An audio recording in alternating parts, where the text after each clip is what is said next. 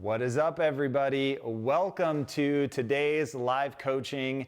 Super excited to have you guys in the feed. We are going to be trying a slightly new format today. We did it for anybody that was in the earlier session for the mindset course. You guys know that it was a new style where we're breaking things up into two pieces. So the first piece is going to be an hour-long class, and then a week or two from now, we will do the second part, which is going to be office hours.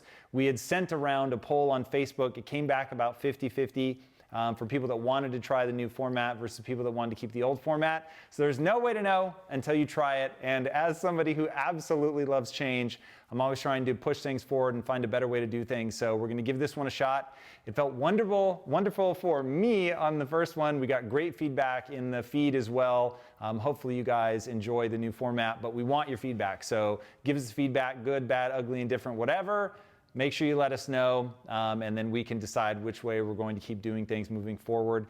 The other part of this is I've changed the teaching style itself, and I'm trying to go far deeper on any one topic or any one part of what I'm teaching that day than before. Whereas before I was trying to fucking take everything you could ever want to know about that topic and put it all into 1-2 hour class.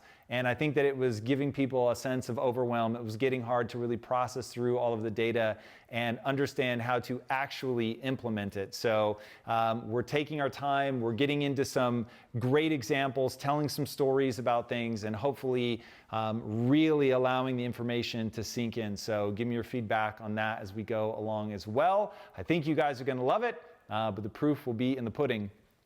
For those of you who don't know, by the way, we have our first ever live event. I think I am at my best when I am live on stage in front of people. There's nothing like having the energy of the crowd there with you, being able to feed off of that and seeing what they're into, what they're resonating with, and turning something into a bit of an improv so that you're going where that moment takes you. And my hope is that this turns into an ongoing series.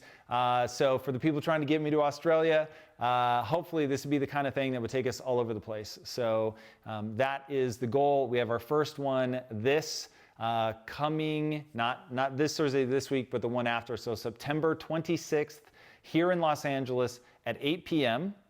Tickets go on sale for you guys, they go on sale this Wednesday, so the day tomorrow, right? Today's Tuesday? Tuesday. So Tuesday's Tuesday, Will. So they go on sale tomorrow.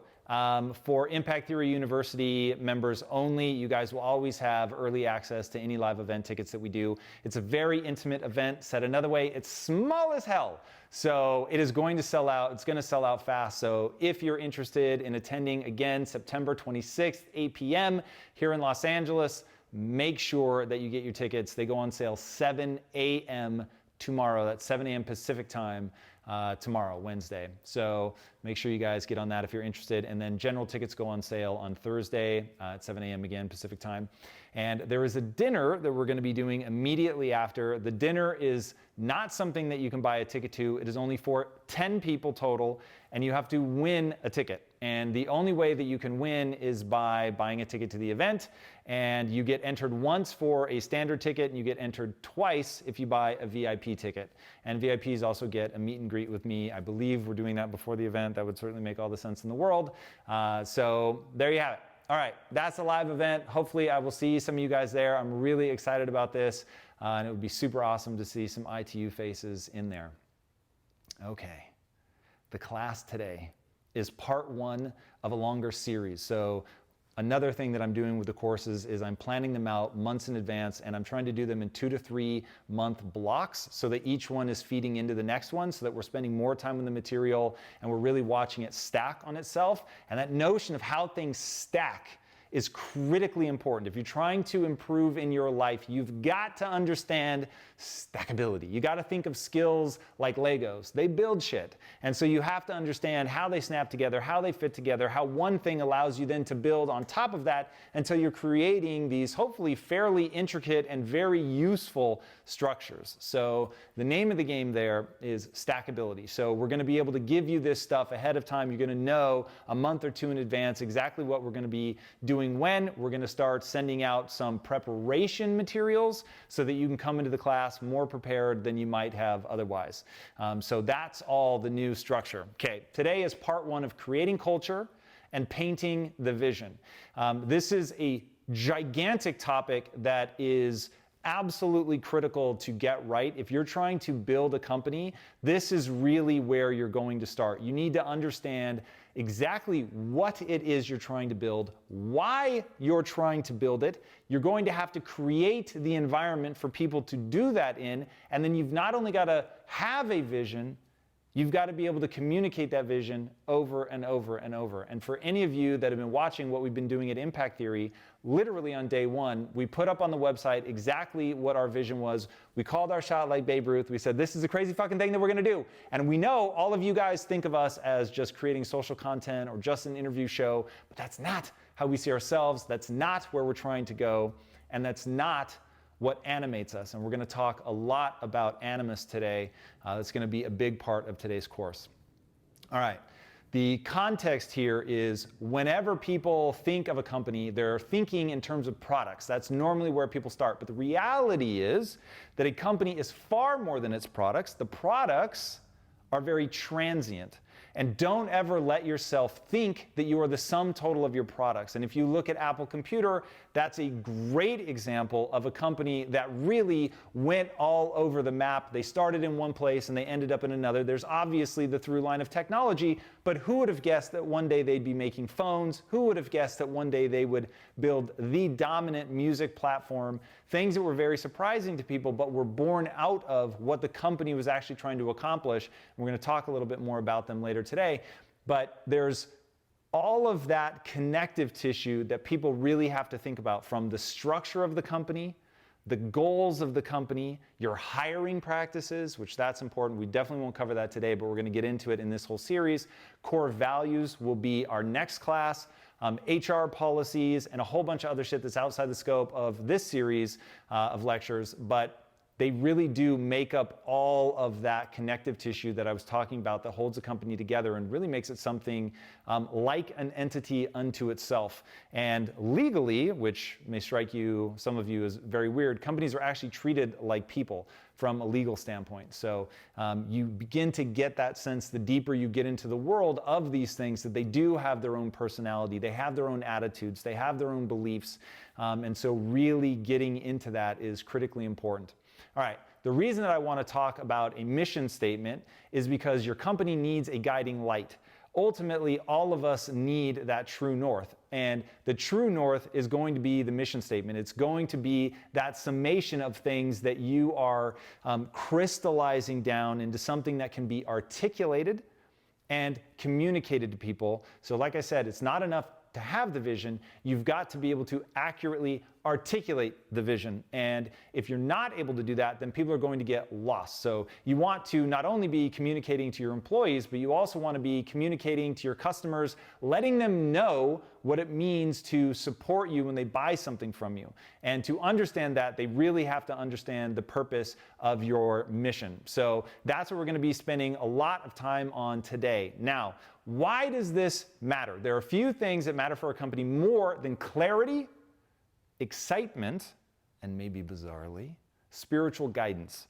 Now, what I mean by that?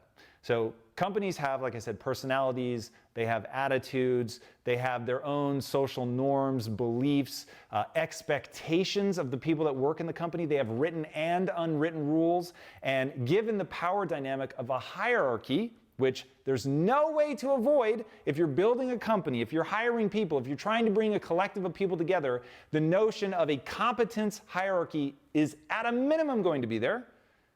And then sadly, there is often just the sort of dead, calcifying sense of hierarchy that comes with bureaucracy and trying to scale, which is fucking difficult.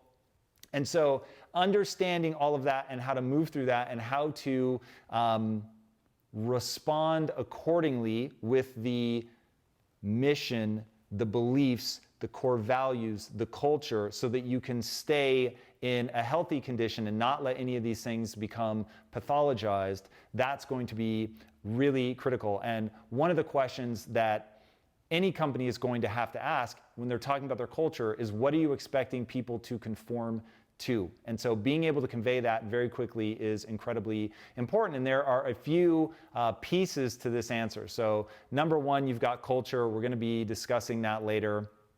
And then, you've got your core values and your mission statement, and that's today's topic. Okay, why do people struggle with this topic? The reason that people struggle with this is that mission statements are finite, and people don't like the kinds of limitations that are put on them when they have to really boil everything down that they're trying to do into 25 to 30 words. That's about the maximum that you're going to want to be with your mission statement. And as we begin to boil things down, take all this really cool shit and begin to boil it down to something overly simplistic, then it becomes really hard for people because they feel like it's actually steering them away from what they want to do. But what you're going to realize is that clarity is not your enemy. That clarity is the very thing that's going to allow your company to move forward in a direction. You guys have heard me talk about this 1,000 times. Clarity trumps everything. If you don't have clarity, you will get lost. And this is one of those things. I am so afraid of oversaying things that are critically fucking important because then they become trite. And a year from now, when I talk about clarity, you guys are going to roll your eyes. You're going to be like, he's talked about this before. But ask yourself, why am I so fucking obsessed with the notion of clarity? Because the lack of clarity is what kills most people. The problem is most people think they're being clear when they're being hopelessly vague. And we're going to get into that very, very specifically in a little bit. All right, as Fast Company so eloquently put it in one of their articles, what restrictions do is take away some of the choices available to us, and with them, the paralysis of choice that stops us from getting started. So anybody in the film industry knows that constraints actually make the movie better. And normally when you see a filmmaker really fucking fall off is when they have access to all the money in the world, they can tell any story they want, there's no restrictions, there's nobody telling them no, there's nobody reining them in, and their stories end up spiraling out of control. Now, I will say, from my own personal opinion, that's exactly what happened with the Star Wars universe. You had the first three that had tight constraints. They did not have unlimited budgets. They had to get incredibly creative, and it's become obviously the most iconic film franchise ever. And then when they redid it and they had access to all the CGI in the world, they suddenly were, telling these crazy stories. And in fact, the reason that they told the stories out of sequence, so you start with episode 4, 5, and 6. The reason they did that was because they couldn't figure out how to get Yoda to fight. So they tell those first 3 stories, and I think that's part of what made that universe so extraordinary was the things that limited them, forcing them to use real objects, forcing them to use puppets, which had all this humanity.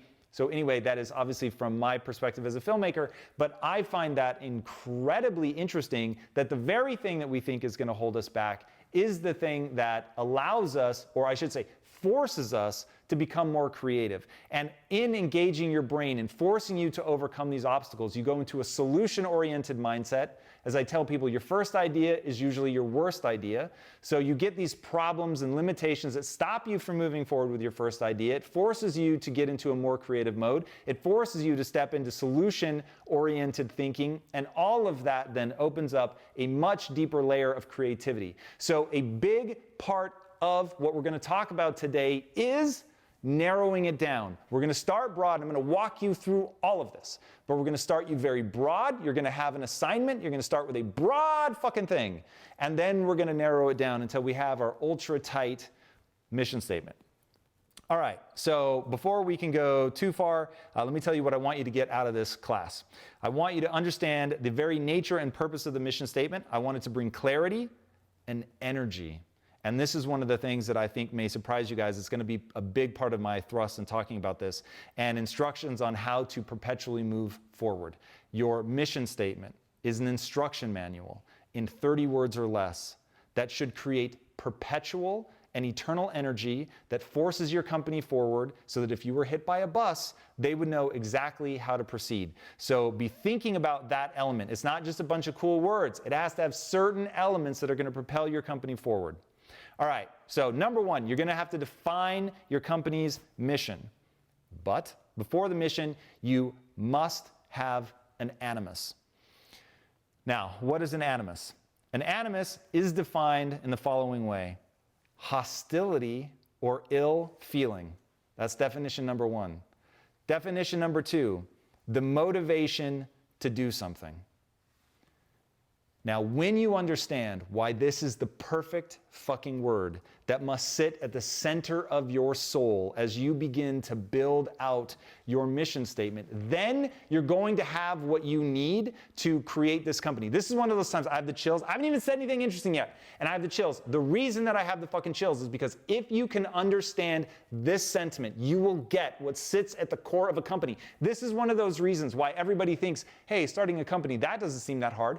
Because you're looking at a P&L statement, you're looking at profit and loss, you're looking at how to market, you're looking at all of these very explainable, very straightforward parts of a business. But I'm here to tell you right now, the real fucking part of the business is the violence of creation. And Eric Weinstein, just had him on the show, Conversations with Tom, and he said, Tom, the act of creation is a violent act. And I was like, holy shit, that is so fucking true. When you're bringing something out of nothing, you are ripping it from the ether and creating this thing, this company that is meant to do something. It really is this violent act of bringing something into being, of giving it structure and shape and form.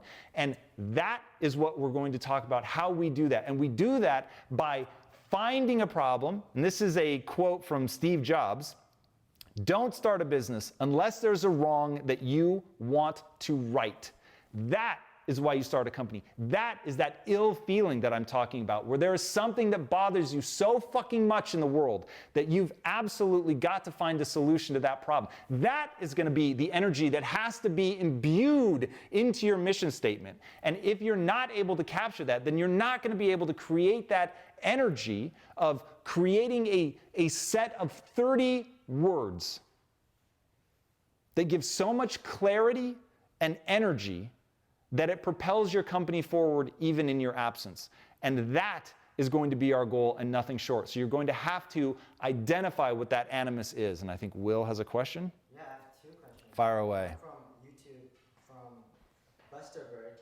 He asked, what is the best way to set limitations if they're not normally there for your business? Well, so businesses always have a limitation, but the limitation that we're talking about today is going to be specifically, you're going to have to boil this down into 30 words that are going to tell people exactly how to move forward. So even if the only limitation is, I'm going to tell you the things that it has to contain, and then I'm going to tell you the confines in which it has to end up, that alone right there is going to force a level of clarity. It's also going to force you to prioritize because you're going to want to say a whole bunch of things and you're going to find, fuck, I can't say them all. So then it forces you to know what exactly is your highest values, what things matter and what things don't. And then that is the constraint that I'm talking about. But a business, like even stepping outside of a mission statement, businesses have an absurd number of limitations from, do people actually want what you're selling? Is there a way for you to market it? Can you make it profitably? There are going to be realities to sourcing your raw materials. I mean, just on and on and on. A business is nothing but a whole series of never-ending, ceaseless, painful, gut-wrenching compromises, Will, to use a kind word. I think he meant the mission statement, but boiling that down to 30 words. It's very helpful. Word. Yeah. All right. There's another quote from Mark Cuban that I really like, and he said, he was talking about being obsessed with a business and that the only reason that you should go in is because you're obsessed with finding that solution. And he said, if you start a business with the exit strategy in mind, it's not an obsession. As somebody who has built businesses both to sell and businesses to keep and solve a problem with, I will tell you right now, you will be a far better business person if you're in the vein of, I'm trying to solve a real problem. There is an identified need. There is a person I'm trying to serve. There is a set of tools that I'm going to make for them. I understand what they are. They are that very thing in my gut that I'm trying to create and bring to the world that I'm obsessed with. That is when you're going to build something that is unexpected. You're going to zig when other people zag because you're simply looking at the solution. And if the problem hasn't been solved heretofore, then the very nature of your journey is to think in a way that other people haven't thought, or to push harder than other people have pushed. At Quest, our biggest breakthrough was the fact that when we went to try to get the bar made that we couldn't understand why other people hadn't tried, we got the answer, which was that bar, based on the way that the equipment was being manufactured, there was no way to make a bar with our ingredient profile. So we would have to change the ingredients. What's the ingredient? Well, the equipment had been made over 75 years with high fructose corn syrup. Once you take high fructose corn syrup out, which is our whole mission, then you can't produce it on the equipment that's commercially available. So all of a sudden you realize, holy shit, there's this catch-22 of I want to make this stuff, I can make it in small hand batches, but I can't actually produce it at scale unless I'm willing to build the equipment. So we built the fucking equipment. But you have to like be so driven that when you hit that roadblock, you're like, I'm here to solve a fucking problem. There's a reason that nobody has solved this problem. I'm going to figure out that reason, and I'm going to be the one with the relentlessness to see this through. But that goes back to the animus. You're animated by something. There is some ill feeling, some pent up rage, if I may, that you're going to tap into to create something that hasn't been created before. You can't be afraid of that. I'm imagining some of you guys right now watching this thinking, I don't have rage in my soul. What the fuck am I supposed to do? And I'm telling you right now, until you can tap into that need to win, something in your journey will back you down. I don't want that to be true, because they're amazingly good people. But nobody, and I mean nobody, builds a successful business unless they're prepared to be a fighter. Now, to fight, you need something that you believe in.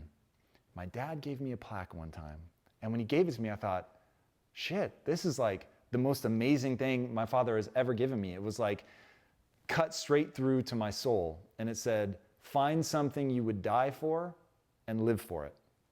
And I thought, that's good business advice. Find something that really fucking matters to you. An underserved market, people that are not being seen, heard, served, whatever the case may be. We're going to talk about Johnson & Johnson, which was definitely born out of that. But find those people, that thing that animates your soul, that gets you amped up, that you would be willing to fight for. Because it is an unending army of problems and difficulties and compromises and pain points and anxiety and fear and stress that's coming your way. It's a bit like having children. But just like having children, there's something so beautiful when you solve a problem that nobody had solved and the market responds and they want your product and your product is making their life better. I know my wife's favorite story, and I'm looking at it right now. When we were back at Quest, this was fucking crazy.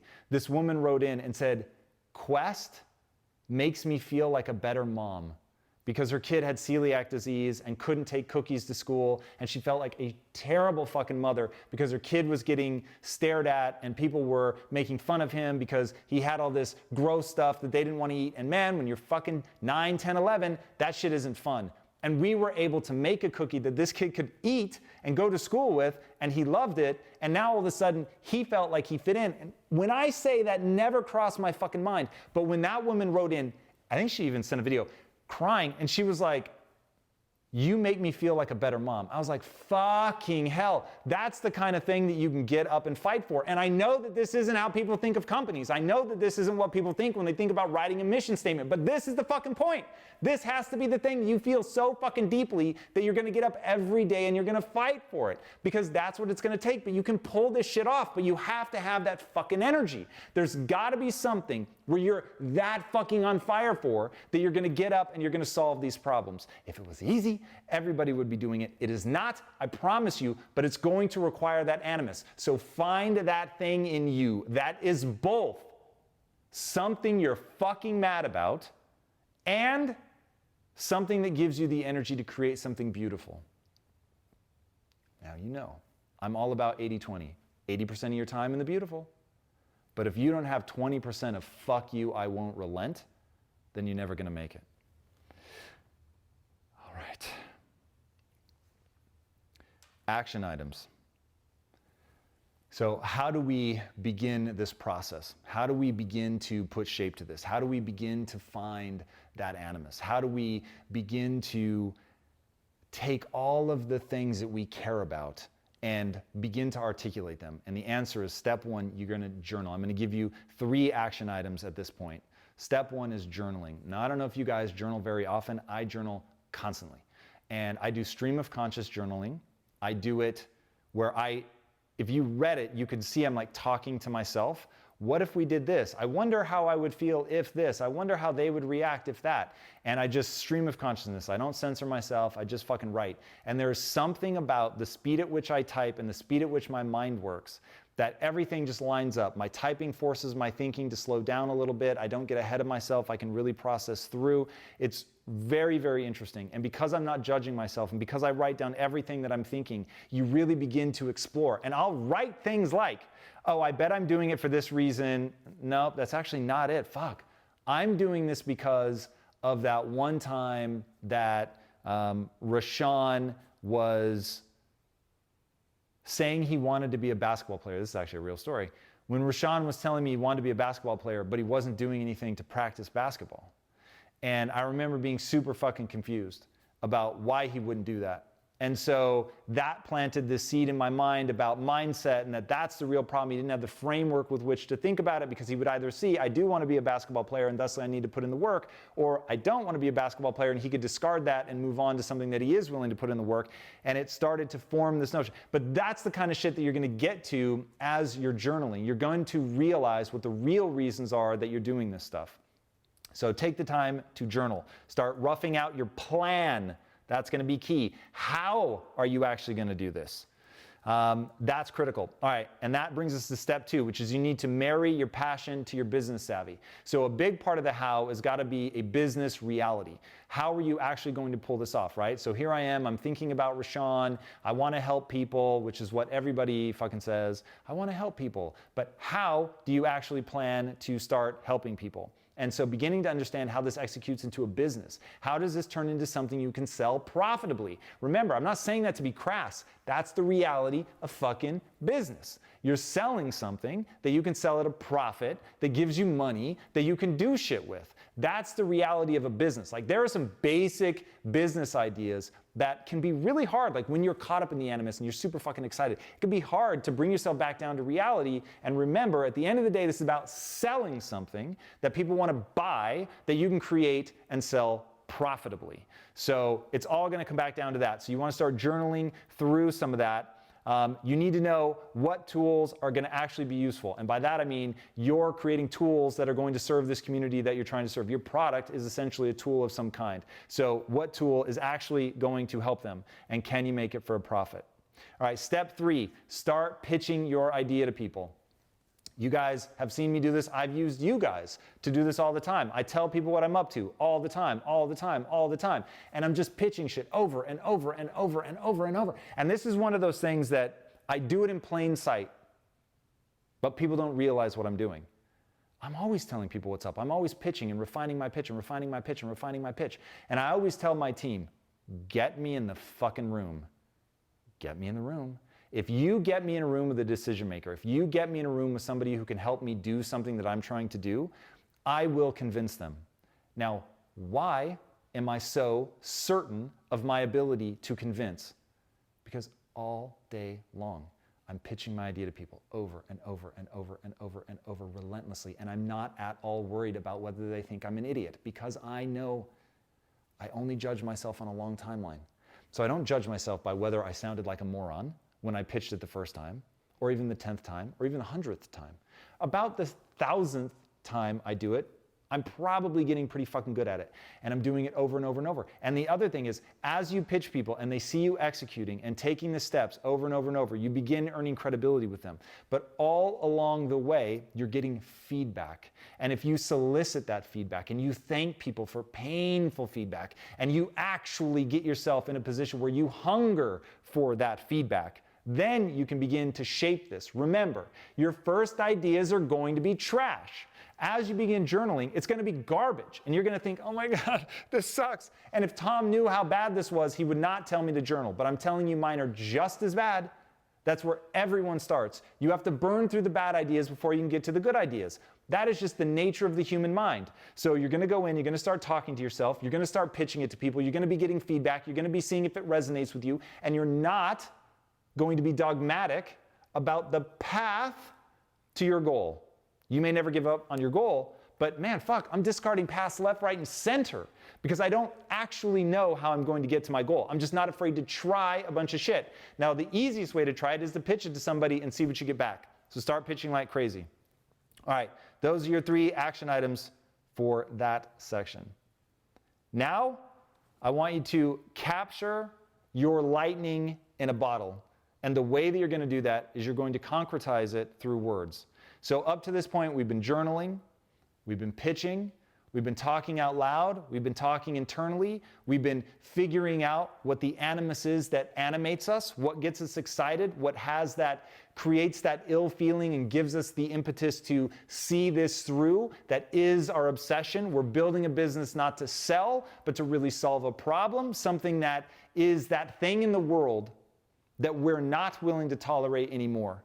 And we're going after that thing that's going to give us that energy to carry it through. Now we're going to bring it to earth, and we're going to actually put it in words that are meant to be digested by other people. Now we're going to start with a credo. And a credo is defined as a statement of beliefs or aims which guide someone's actions. Now, a credo is basically the precursor to the mission statement. The reason we're going to start with a credo is it's going to let you get all of the beauty and wonderment of your idea out. It's not going to put the limitations of length and all of that. You should still keep it somewhat concise, but it could be a page or a page and a half, something that really conveys all of your ideas.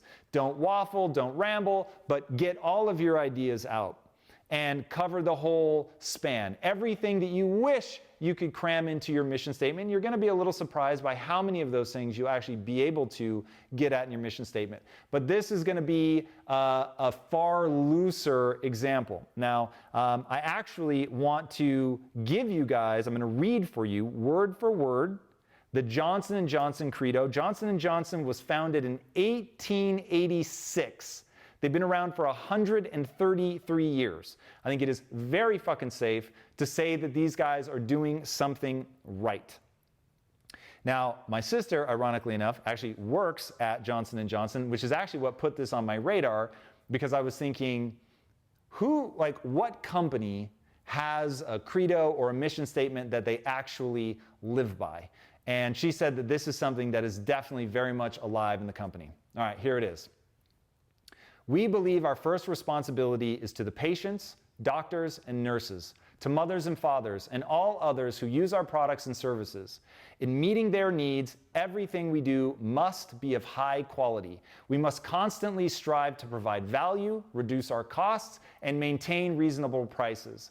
Customers' orders must be serviced promptly and scrolling and accurately. Our business partners must have an opportunity to make a fair profit.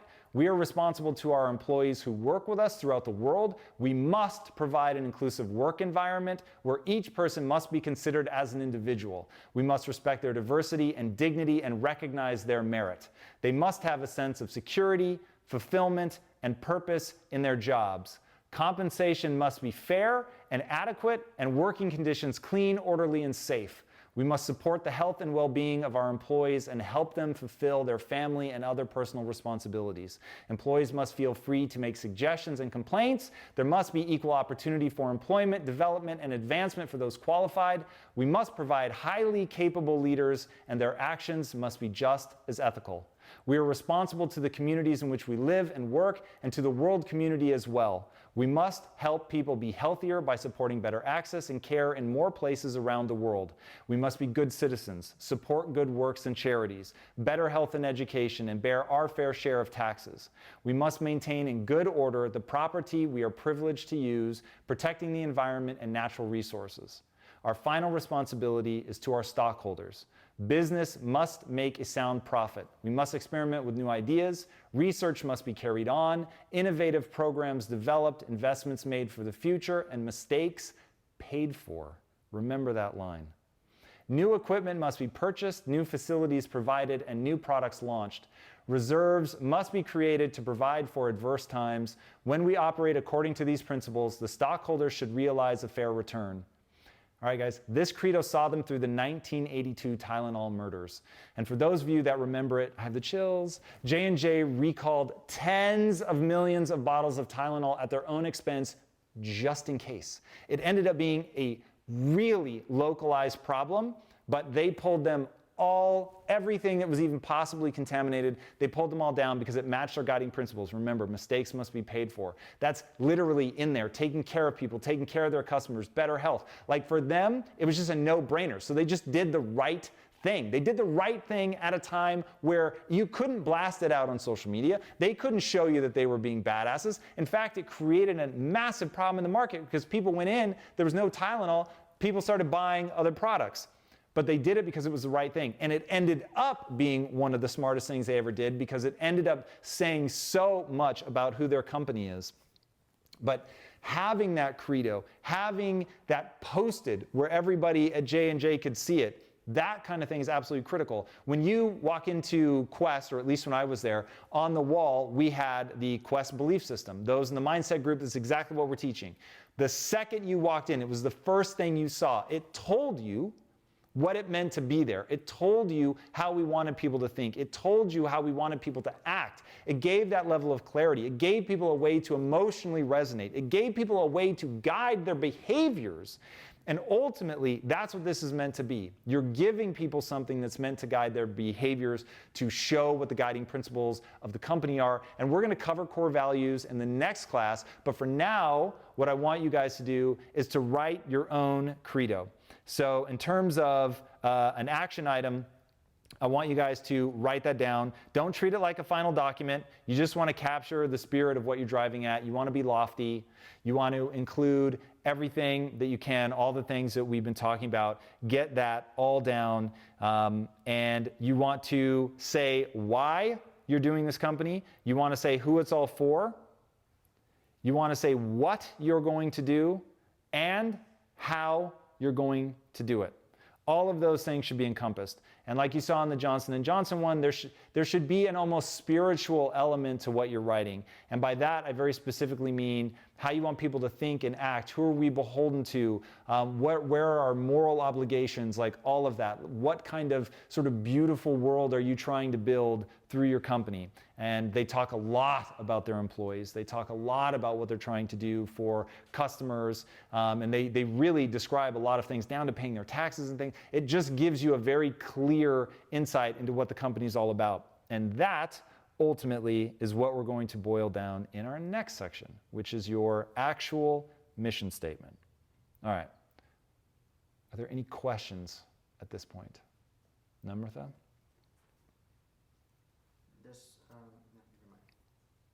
None?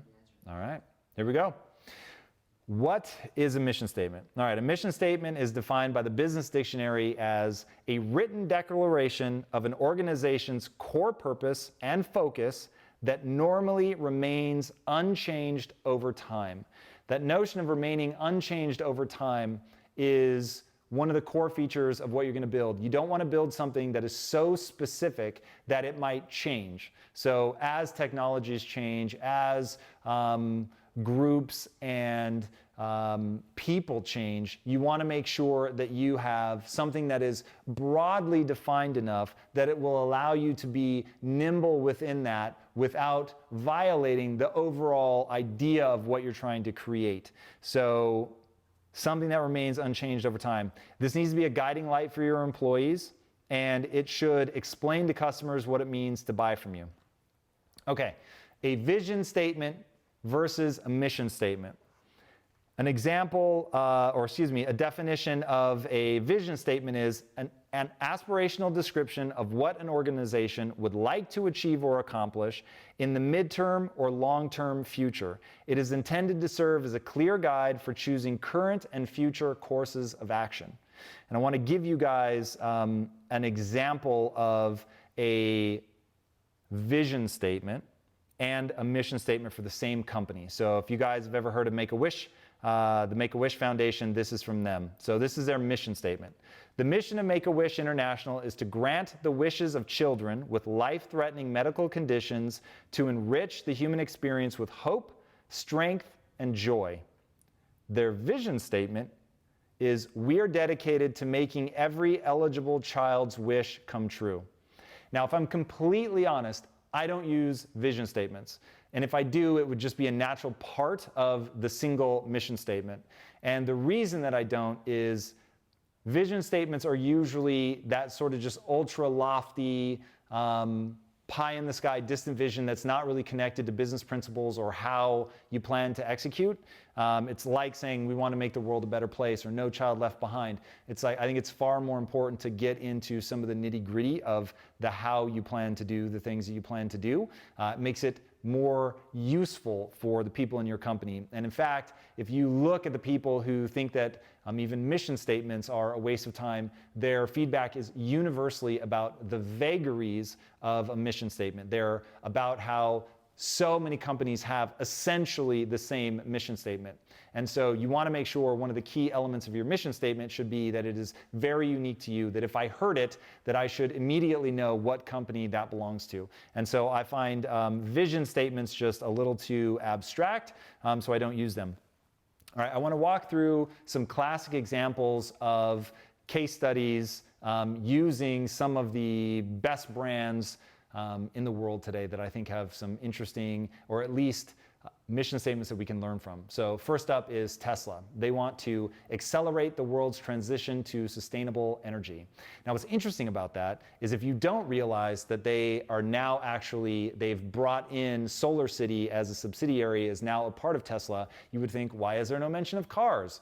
But that's because the Tesla company is far bigger. So that gives you a very high level. I was actually a little surprised by how high level Tesla's mission statement is. You're going to see in a second here, we're going to go over SpaceX's. SpaceX, I think, is more useful, but Tesla certainly at least gives the guiding light for an umbrella corporation where there would be many companies underneath where the ability to get too specific is going to be difficult. But I actually think that Tesla could have said something more along the lines of using innovative and sexy technology to accelerate the world's transition to sustainable energy. Because if you hear Elon Musk talk about Tesla, a big part of it is making the cars cool and exciting. And so I know that's a big part of their mission. Same with what they're doing with SolarCity, making the roof panels actually look beautiful. And I think that that would have given more information to people buying from them. It would have given more information to their employees.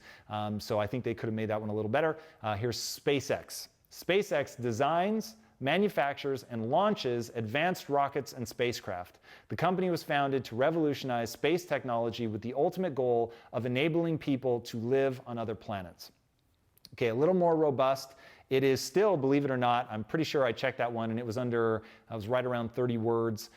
So even that, which has a lot of information, still meets our criteria for the length. It tells you, maybe in a slightly less exciting way than the, at least my version of the Tesla one, but it gets the information across. And that is what you want to do. You want to boil down the core idea, the driving force behind your company, down into something simple. Google's is to organize the world's information and make it universally accessible and useful. What I like about this one is there's not a lot of words, but the words that are there really convey important information. So this one, maybe more than most, I could see starting out as a credo and being boiled down, and somebody wanting to take those very important concepts from the credo and turn them into words that actually work well together. So make it universal. Or universally accessible, excuse me. So that obviously is a big part of what they're doing. It's the world's information. So we know our domain, universal accessibility. One of their subsidiaries is a company called Google X, which I guess now technically is under Alphabet, but it started originally being under Google, and they were trying to create internet for the entire world so that no matter where you were, sub-Saharan Africa, anywhere, it didn't matter, that you were going to be able to get access to high bandwidth Wi-Fi. So you see that in their mission statement where they want to organize the world's information and make it universally accessible.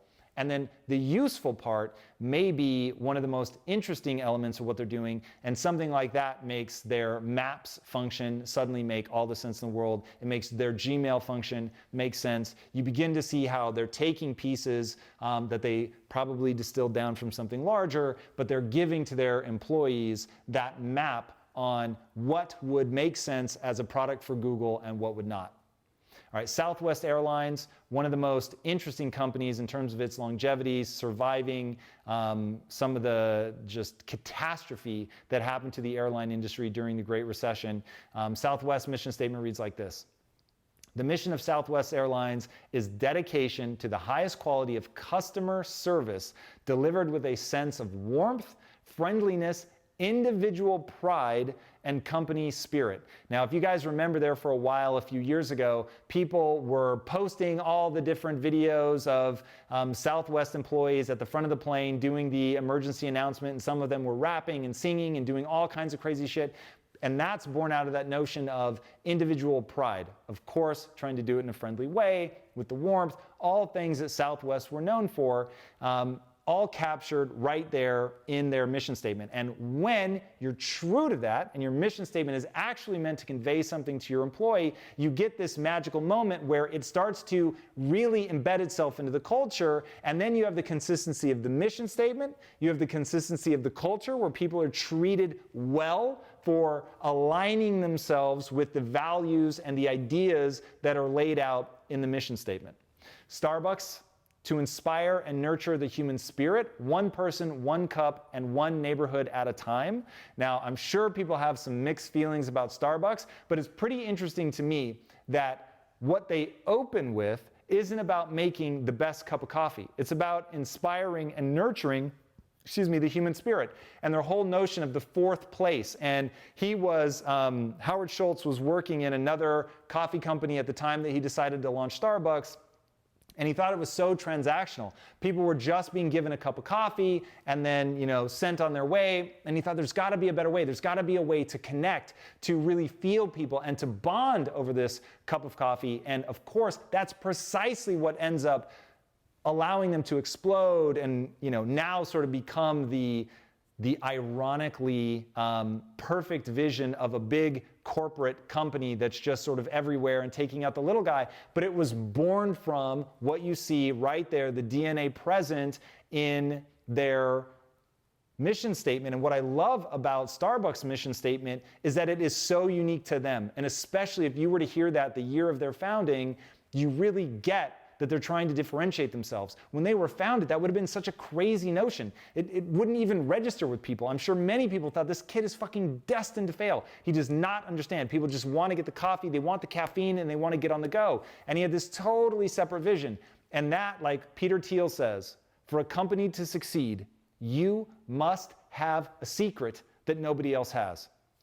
And so as you're building this out, that's one of the things you want to ask yourself. What is your secret? What is it about this game that you understand that other people don't understand? And what Starbucks understood was that you could connect with people, that it could be about something more than just caffeine. All right, here are some examples of ones that I think are missing something. So Microsoft, our mission is to empower every person and every organization on the planet to achieve more. Now, when I read that, I thought, if you just told me that, I'd be like, who the fuck is this? I have no idea what company this is meant to apply for. It felt quite generic to me. And I thought at least a mildly better version of that would be, our mission is to empower every person and every organization on the planet to achieve more through reliable technology. Now, it's the addition of only 2 words, but I think it makes a huge difference. One, it's a differentiator. It's a differentiator. So you've got Apple. They would never say the word reliable. But Bill Gates used to say about Microsoft, we are a fast follower. Microsoft didn't see themselves as being at the cutting edge. This may have changed at this point, but back in the day, they weren't talking about being at the cutting edge. They were talking about being a fast follower, letting somebody else prove the market, show what would work, and then they would come in and do it better. And reliability, scalability, that was all of the things that drove them. And so I thought by adding reliable technology, one, obviously Microsoft at this point is very much a technology company, and then getting at the company culture of reliability, I think would be something that would allow them to focus their efforts. And one thing I really want you guys to think about the difference between the first version of that and then the second version where we say through reliable technology. When you say through reliable technology, suddenly you laser focus your employees. If they're going to be pursuing innovation, they know it's going to be technological, and they know that it's going to be focused on reliability. It's going to be focused on scale. It's going to be focused in a different way, whereas Apple's going to be focused on creativity. They're going to be focused on the artistry of something. They're going to be doing limited releases and things like that, but you're not going to have that attitude at a Microsoft, and it's captured in that updated version of their mission statement. And I hope that shows just how much you can communicate, that slight little tweak, how much it would communicate to employees, which is a huge part of why your mission statement exists. All right, Uber. We ignite opportunity by setting the world in motion. Now, I think a better version would be something more like Spotify's, and they would include something about the drivers as well as just the humanity sort of in general. I think that it's really important that you communicate both to the employee and to the customer. And when you're able to communicate to both contingencies, then you really get that perpetual motion that I was talking about, because the person understands what they're getting by buying from your company. It gives them an emotional feeling. It allows them to begin attaching themselves to your company, but it also cues into your employees. And since probably the biggest constituency that Uber has is their employee, I think that allowing the driver to understand how they fit into that equation will be better. So yeah, that would be my advice to them. I didn't put down specific words, forgive me on that one, but yeah, adding something in that speaks to the driver, their responsibility, how they want them to act, what a core value is, something I think would be really, really useful. Okay, now. Tom, we have 9 minutes. Okay. Rush through the 4. Well, do we have any questions? I have 10 mission statements submitted from people that we can audit. Okay, we will do that in the next class. So yeah, when we do office hours, I'm going to be auditing people. So if anybody out there wants their mission statement, which I went and looked at a bunch of yours already, but if you want your mission statement audited, submit them, and office hours is going to be largely that. I'm going to go through a bunch of people's mission statements, rewrite a few if they need it. And we'll talk about the differences in the versions, what's working, what's not working, what's missing, what we might want to add. But yeah, so let me get through this because this is going to explain to people how to create their mission statement. Okay, we're going to go through 4 steps to constructing a mission statement. Step number 1, you need to identify the problem your company and product solve. This should be something that you care deeply about. This should be a problem you understand, and it should be sold to an audience you understand. That is a key part of all this. Now, to do this, you have to have a thesis. And I want each and every one of you asking, what is my thesis? What is the thesis that gives birth to this company? Because to create a strong company and product, and a mission statement that obviously reflects your intent, you need a thesis.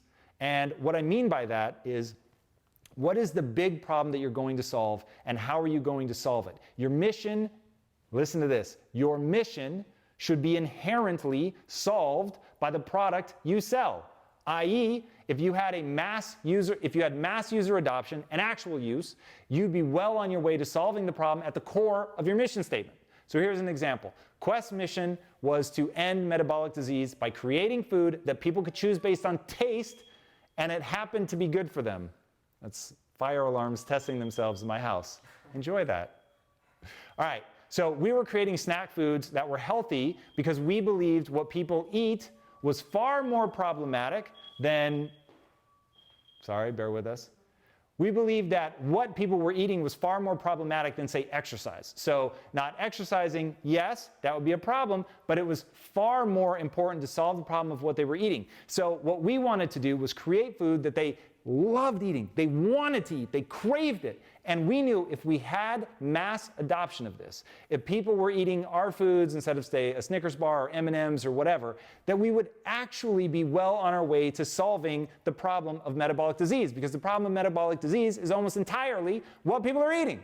In fact, I'm just going to be bold. It is entirely what people are eating. So knowing that, if we were able to get the mass adoption and use of our products, then we would, by its very nature, solve that problem. That was our thesis. So our thesis was, if we could change what people eat by leveraging that we know they're going to eat snack foods, that snack foods are what get them in trouble, and that if we can give them a version that they choose on taste, we're not trying to change behavior, we're trying to leverage it. If we could get them to choose something based on taste and we got mass adoption, it would actually solve the problem.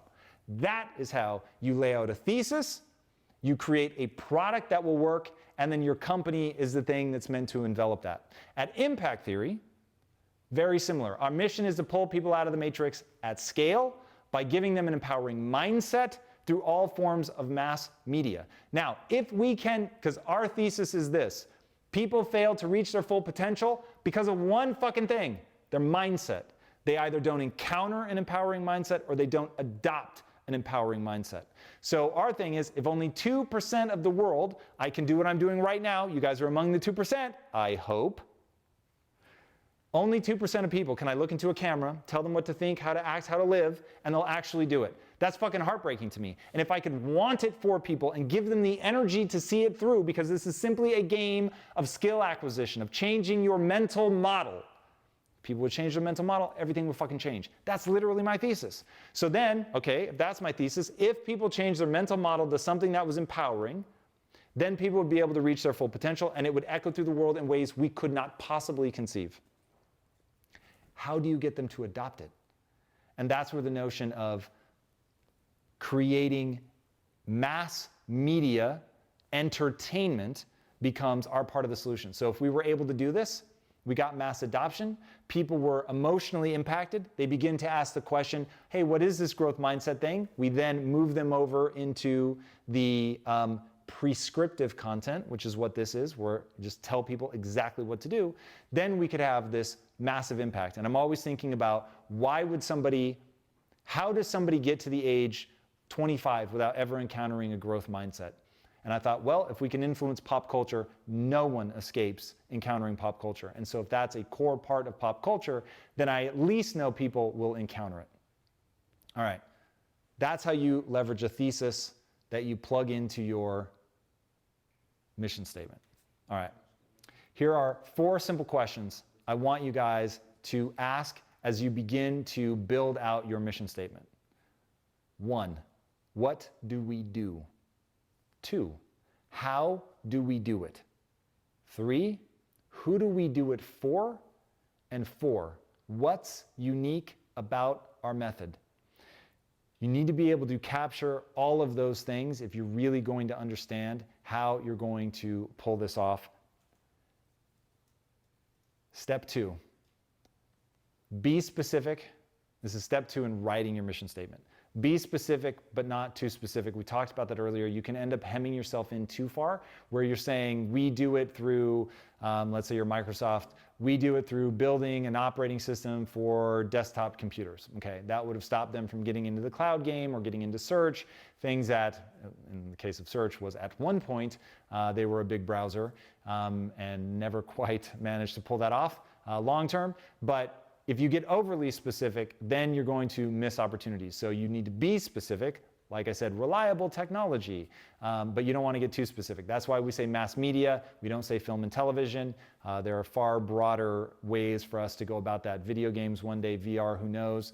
So making sure that we're open to that. Mass and media is really a stand-in for entertainment. We could have just as easily said mass entertainment, which is really what we mean. So being sort of agnostic to how that plays out, just understanding that if it's mass, it's hitting the majority of people.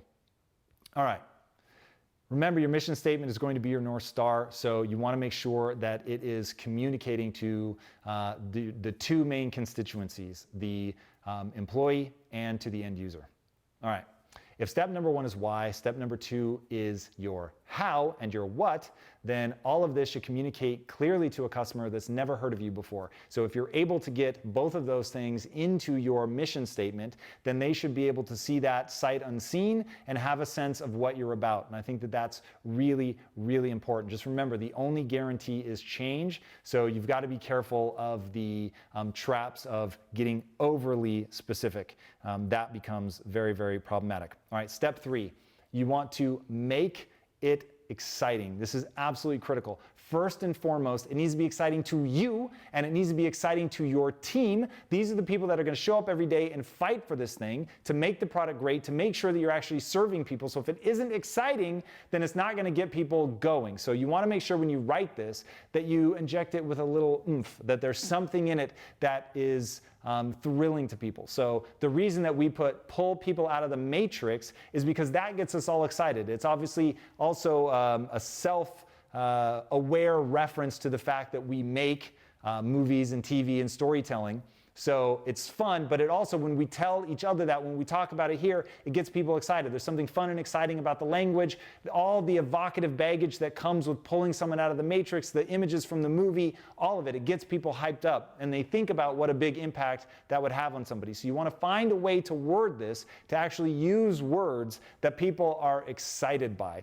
Picking a company to buy from is a lot like dating, and so having something sexy, it's like your Tinder profile. You want to make sure that this thing gets people amped up.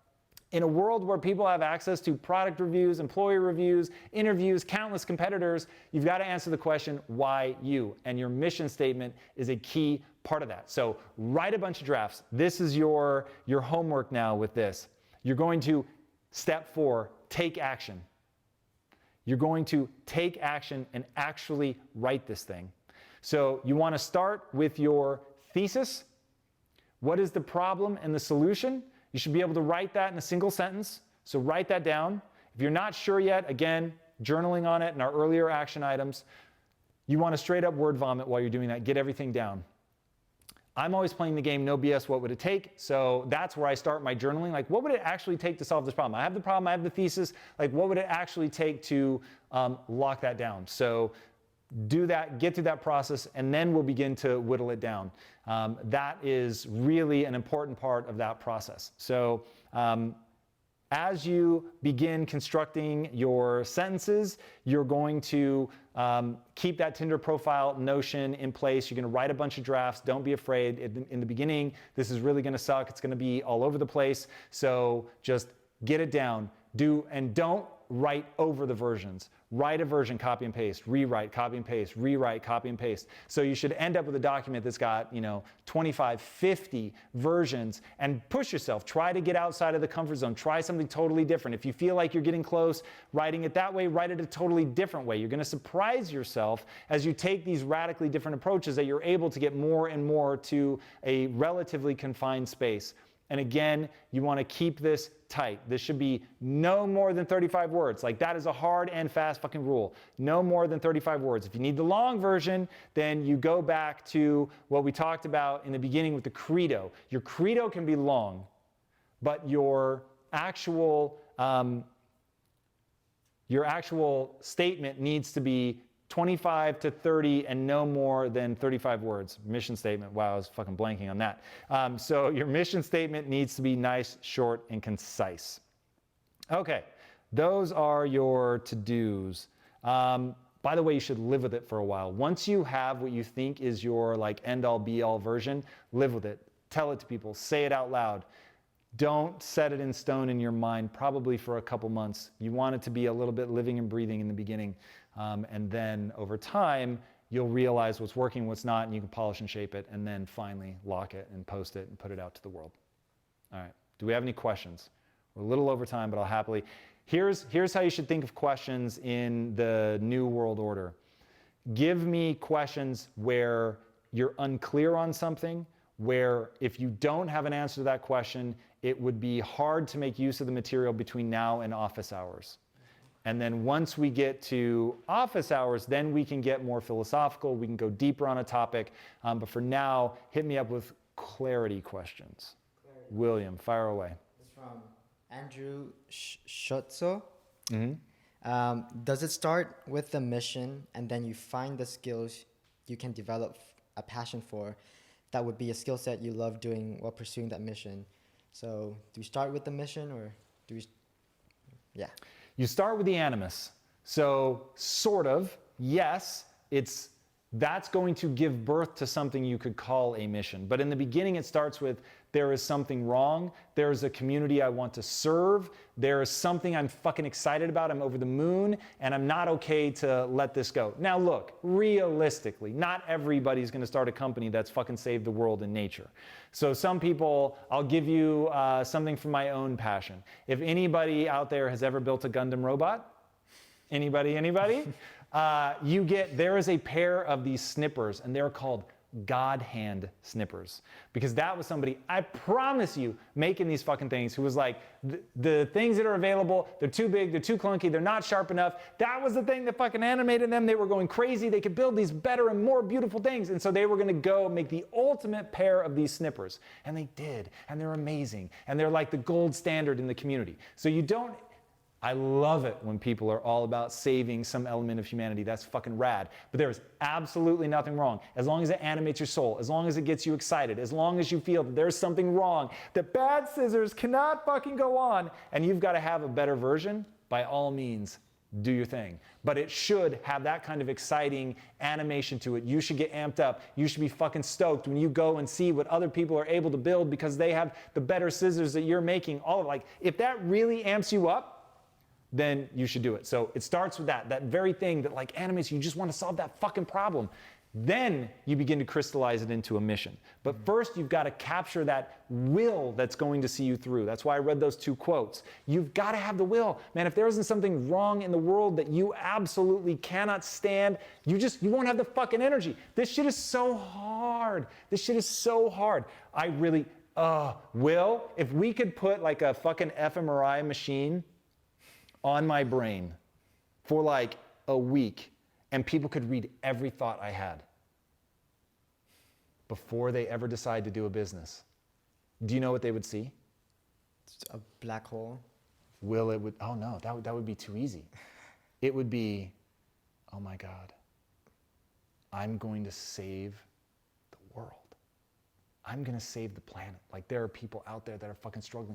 Imagine what's going to happen, like the things that we're going to pull off. Wait, we just got a lawsuit? Fuck, what? Like that's happening? Wait, why isn't the internet working? What's happening? That person's going to quit and you go from I'm going to save everybody to I'm a piece of shit like in 4 seconds. It is fucking insane.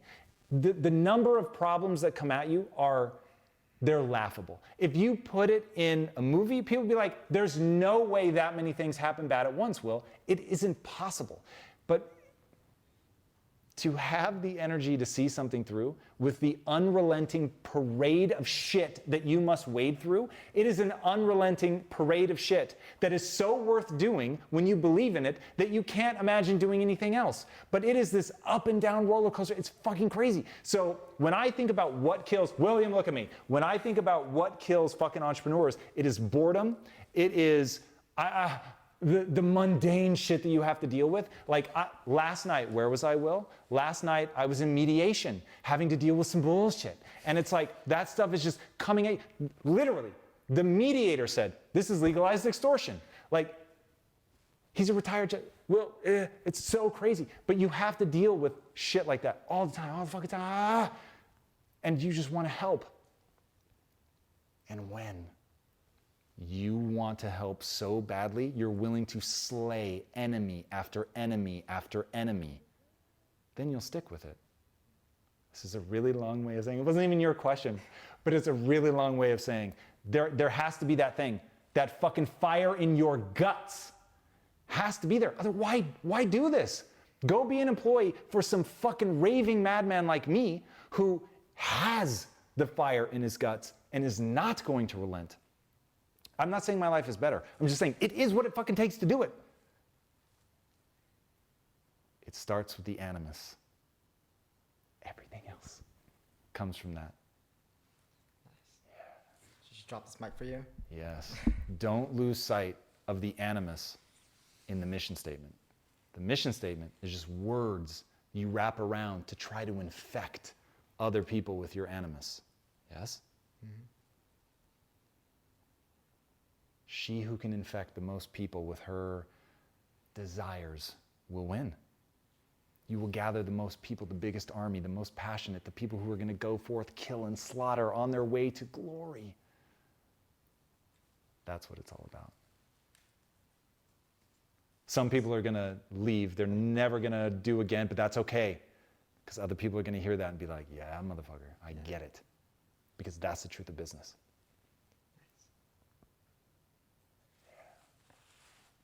Any other questions? Yeah. All right. Ladies and gentlemen, thank you for joining me. I hope you like the new format. Hour of hardcore teaching, asking clarifying questions. Then a week or 2 weeks later, Namratha will give you that answer. We're going to do office hours. It will be an hour long. You will have had time to work with the material, look at the PDFs, do your writing, all that. You're going to see where you get tripped up and stuck. Many of you are going to ask, where do I find my animus? I'm ready for that one. And we're going to then be able to ask more deeply prepared questions. Again, if you want your mission statement audited, then submit it. Again, Namratha, you can always go to Namratha. And we'll be going through a bunch of those in the next class. And then you guys can also get your questions answered. For anybody who's interested, don't forget, September 26th at 8 p.m. here in Los Angeles, we are doing a live event. It is me on stage. I really believe that's me at my best. So I'm super excited to invite people into that. We're trying to turn this into like a traveling series. We shall see. It is a very small venue. Tickets will sell out. You guys have early access to tickets. They don't go on general sale until Thursday, this Thursday. What day is this Thursday, Will? This Thursday. 18th, No, 19th. So Thursday the 19th is general tickets. You guys get them a day in advance on the 18th, so tomorrow, 7 a.m. Pacific time. Hopefully you will jump in and get them. There's a dinner on offer. 10 people will be joining me for dinner. That same night, you cannot buy tickets to dinner. You can only buy a ticket to the event. VIP tickets get you a double entry into that raffle, and general admission get you one. All right, hopefully I will see you guys there. Thank you so much for joining me. Do your homework. You have the action items. Be prepared for office hours. And until then, my friends, be legendary. Take care.